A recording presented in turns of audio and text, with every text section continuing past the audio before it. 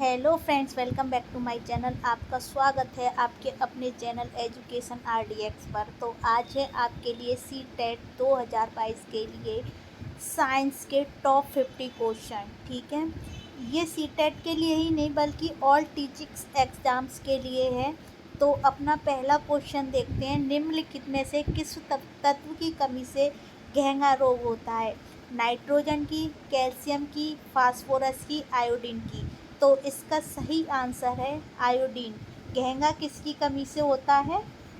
घेंघा आयोडीन की कमी से होता है। ठीक है, नेक्स्ट क्वेश्चन देखते हैं अपना। पावर ट्रांसफार्मर की कार्यप्रणाली का सिद्धांत किस नियम पर आधारित है?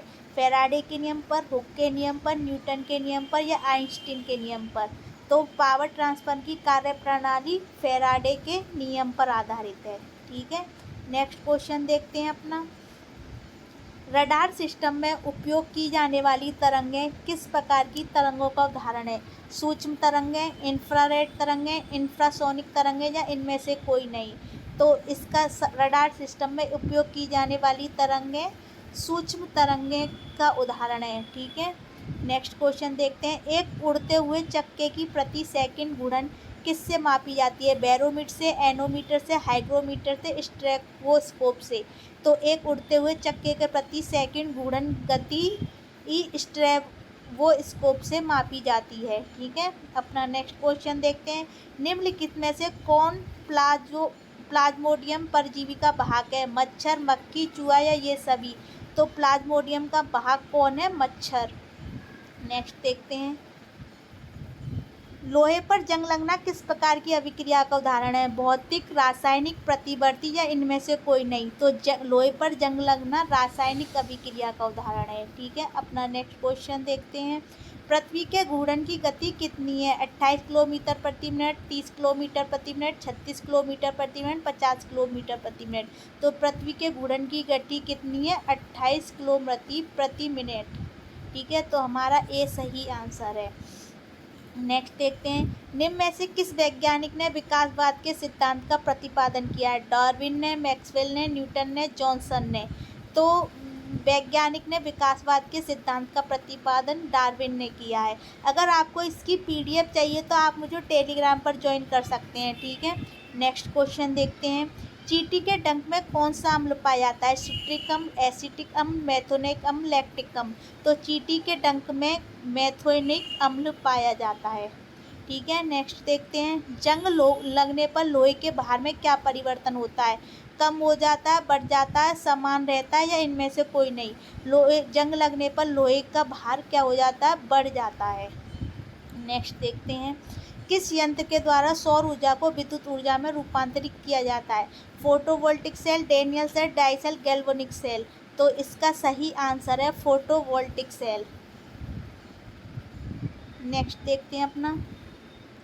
पृथ्वी के केंद्र पर गुरुत्वाकर्षण के कारण त्वरण का मान क्या होता है? 0, -1, 1, 9.8? तो इसका सही आंसर है 0। ठीक है, पृथ्वी के केंद्र पर गुरुत्वाकर्षण के कारण त्वरण का मान क्या हो जाता है? 0 हो जाता है, शून्य हो जाता है बिल्कुल।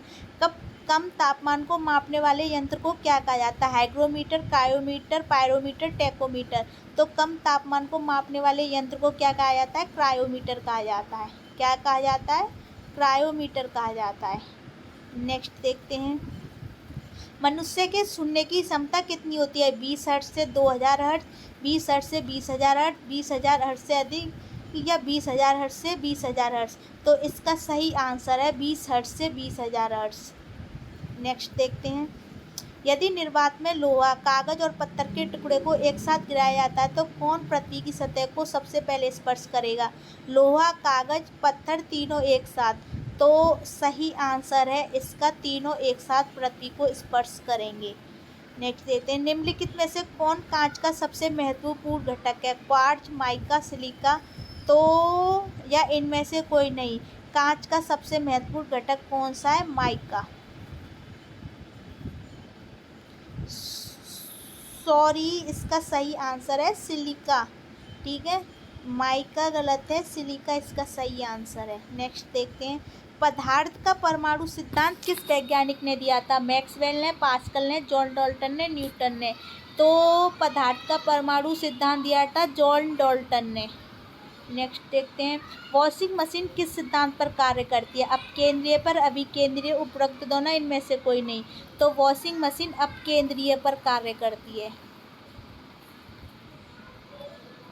आघूर्ण बल की एसआई इकाई क्या है? न्यूटन, न्यूटन मीटर, मीटर प्रति सेकंड, ओम। तो आघूर्ण बल की इकाई क्या है? Newton metre. अल्जाइमर रोग मानव शरीर के किस अंग को मुख्य रूप से प्रभावित करता है? मस्तिष्क, हृदय, यकृत, फेफड़ा। तो अल्जाइमर रोग किसको प्रभावित करता है? अल्जाइमर रोग प्रभावित करता है मस्तिष्क को। ठीक है, क्वेश्चन ऊपर चला गया बहुत। हाँ ये रहा। हाँ सही है, इसका सही आंसर मस्तिष्क है। नेक्स्ट देखते हैं, अस्थि मज्जा में रुधिर कणिकाओं के निर्माण को क्या कहा जाता है? हीमोफीलिया, हेमटोपाइल, ल्यूकीमिया, पॉलीसीथीमिया। तो इस कणिकाओं, अस्थि मज्जा में रुधिर के कणिकाओं के निर्माण को किया जाता है हेमटोपाइसिस कहा जाता है। ठीक है, नेक्स्ट देखते हैं, फ्लोरोसेंट लैंप में चौक के उपयोग का मुख्य उद्देश्य क्या है? विद्युत धारा के प्रवाह को कम करना, विद्युत धारा के प्रभाव को बढ़ाना, प्रतिरोध को कम करना या प्रतिरोध को बढ़ाना। तो इसका सही आंसर विद्युत धारा के प्रभाव को कम करना, ये इसका सही आंसर है। यदि किसी तत्व का परमाणु क्रमांक बराबर है लेकिन परमाणु भार भिन्न भिन्न है तो उस तत्व को क्या कहते हैं? समभारिक, समस्थानिक, समन्यूट्रॉनिक, इनमें से कोई नहीं। तो इसको कहते हैं समस्थानिक, समस्थानिक कहते हैं इसे। निम्न में से किन किरणों का उत्सर्जन रेडियोएक्टिवता के दौरान नहीं होता? अल्फा किरणें, गामा किरणें, बीटा किरणें, कैथोड किरणें। तो इसका सही आंसर है कैथोड किरणें। नेक्स्ट देखते हैं, पीयूष ग्रंथि मानव शरीर के किस अंग में स्थित होती है? तो मस्तिष्क में होती है, हृदय में होती है, या यकृत में होती है, फेफड़े में होती है। तो पीयूष ग्रंथि कहाँ स्थित होती है मानव अंग में? मस्तिष्क में। ठीक है, नेक्स्ट देखते हैं, हमारे वायुमंडल में ऑक्सीजन की मात्रा लगभग कितनी है? 0.3%, 0.003%, 30% या 30%?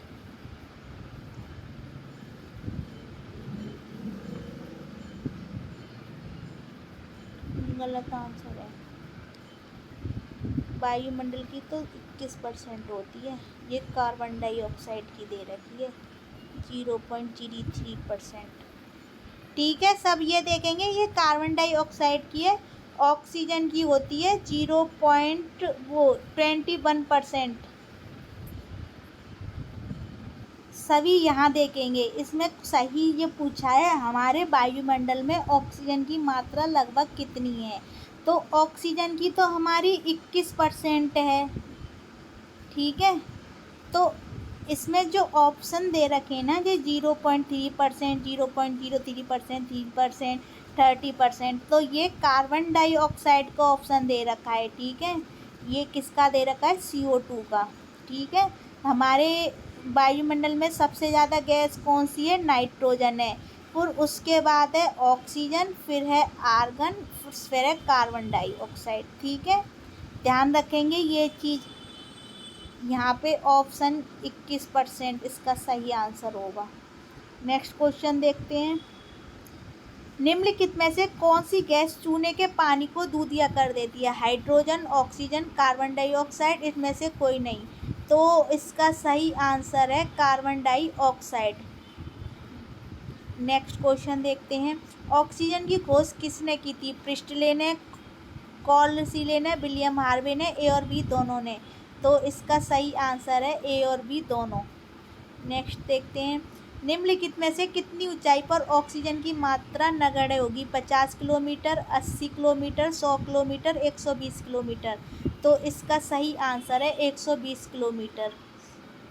हमारे पृथ्वी का वायुमंडल कितने भागों में बटा हुआ है? 3 में, 4 में, 5 में, 6 में। तो इसका सही आंसर है 5। निम्नलिखित में कौन वायुमंडल की सबसे गर्म परत है? Thermosphere, mesosphere, ionosphere, stratosphere. तो इसका सही आंसर है थर्मोस्फीयर। वायुमंडल में उपस्थित सबसे हल्की गैस कौन सी है? Hydrogen, oxygen, nitrogen, neon. तो इसका सही आंसर है हाइड्रोजन। निम्नलिखित में से कौन दुनिया की सबसे जहरीली गैस है? Methyl isocyanide, xylyl bromide, carbon monoxide, sulphur dioxide. तो इसका सही आंसर है जाइलाल ब्रोमाइड। पृथ्वी की पापड़ी पर सबसे प्रचुर मात्रा में मौजूद दुर्लभ गैस कौन सी है? Organ, neon, xenon, radon. तो इसका सही आंसर है ऑर्गन। पृथ्वी की सतह पर सर्वाधिक मात्रा में कौन सा तत्व पाया जाता है? Hydrogen, oxygen, neon, argon. तो इसका सही आंसर है ऑक्सीजन। हमारे पृथ्वी में